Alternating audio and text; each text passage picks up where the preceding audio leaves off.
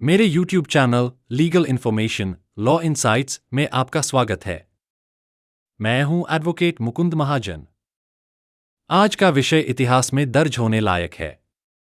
भारतीय संविधान के इतिहास में यह सिर्फ 8वीं बार है जब भारत के राष्ट्रपति ने संविधान के अनुच्छेद 143(1) के अंतर्गत सुप्रीम कोर्ट से सलाह मांगी है। यह घटना 13 मई 2025 को हुई, जब राष्ट्रपति द्रौपदी मुर्मू ने 14 महत्वपूर्ण संवैधानिक प्रश्नों को सर्वोच्च न्यायालय के पास विचार के लिए भेजा। पृष्ठभूमि: इस ऐतिहासिक कदम की पृष्ठभूमि है एक अहम फैसला। 8 अप्रैल 2025 को सुप्रीम कोर्ट ने तमिलनाडु बिल असेंट केस में निर्णय दिया कि राज्यपाल किसी विधेयक पर अनिश्चितकाल तक निर्णय टाल नहीं सकते। तमिलनाडु के राज्यपाल ने वर्षों तक 10 विधेयकों को लंबित रखा, जिसे सुप्रीम कोर्ट ने गैरकानूनी, मनमाना और असंवैधानिक कहा। कोर्ट ने यह भी निर्देश दिया कि राज्यपाल को 3 महीनों के भीतर निर्णय लेना होगा। इस फैसले ने कुछ प्रमुख संवैधानिक सवाल खड़े किए। क्या न्यायपालिका ऐसे मामलों में समय सीमा तय कर सकती है जब संविधान मौन है? क्या राज्यपाल या राष्ट्रपति बिल को अनिश्चितकाल तक टाल सकते हैं? क्या इन मामलों में न्यायिक समीक्षा, जुडिशियल रिव्यू, संभव है? इन सवालों को स्पष्ट करने हेतु राष्ट्रपति ने अनुच्छेद 143(1) के तहत सर्वोच्च न्यायालय से सलाह मांगी। मुख्य भाग 14 संवैधानिक प्रश्न। आइए अब समझते हैं वे 14 महत्वपूर्ण संवैधानिक प्रश्न जिन्हें राष्ट्रपति ने सर्वोच्च न्यायालय से सलाह लेने के लिए भेजा है। 1. जब कोई विधेयक राज्यपाल के पास प्रस्तुत किया जाता है तो अनुच्छेद 200 के तहत उनके पास क्या क्या विकल्प होते हैं?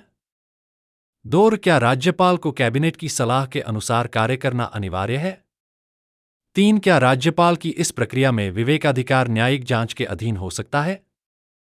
4. क्या अनुच्छेद 361 के अंतर्गत राज्यपाल को पूरी तरह न्यायिक प्रतिरक्षा प्राप्त है? 5. यदि संविधान मौन है तो क्या सुप्रीम कोर्ट समय सीमा निर्धारित कर सकती है? 6. क्या राष्ट्रपति के निर्णय भी न्यायिक समीक्षा के अधीन हो सकते हैं? अनुच्छेद 201। 7. क्या सुप्रीम कोर्ट राष्ट्रपति के लिए समय सीमा तय कर सकती है जब उनके पास कोई बिल भेजा जाता है? 8. क्या राष्ट्रपति को अनुच्छेद 143 के तहत हर बार सुप्रीम कोर्ट की सलाह लेनी चाहिए? 9. क्या अनुच्छेद 200 और 201 के अंतर्गत कार्रवाई विधेयक के कानून बनने से पहले चुनौती योग्य है? 10. क्या अनुच्छेद 142 न्यायपालिका को इतने अधिकार देता है कि वह राष्ट्रपति या राज्यपाल के संवैधानिक अधिकारों को पार कर जाए? 11. यदि राज्यपाल विधेयक पर हस्ताक्षर नहीं करते तो क्या वह फिर भी कानून माना जा सकता है? 12. क्या ऐसे सभी संवैधानिक मामलों को अनुच्छेद 145(3) के तहत संविधान पीठ को भेजना अनिवार्य है? 13. क्या अनुच्छेद 142 के तहत कोर्ट ऐसे निर्देश दे सकता है जो संविधान के अन्य प्रावधानों से टकराते हों? 14. क्या केंद्र और राज्य के बीच ऐसे विवाद केवल अनुच्छेद 131 के अंतर्गत ही उठाए जा सकते हैं? कानूनी महत्व: यह राष्ट्रपति द्वारा किया गया कदम बहुत दुर्लभ है और यह दर्शाता है कि संवैधानिक व्यवस्था में न्यायपालिका की व्याख्या कितनी महत्वपूर्ण है। भले ही अनुच्छेद 143 के अंतर्गत दिया गया सुप्रीम कोर्ट का परामर्श बाध्यकारी नहीं होता, परंतु उसका महत्व और प्रभाव बहुत अधिक होता है। इससे राज्यपाल और राष्ट्रपति की भूमिका, न्यायिक समीक्षा की सीमा और संघीय ढांचे की मर्यादा स्पष्ट होगी।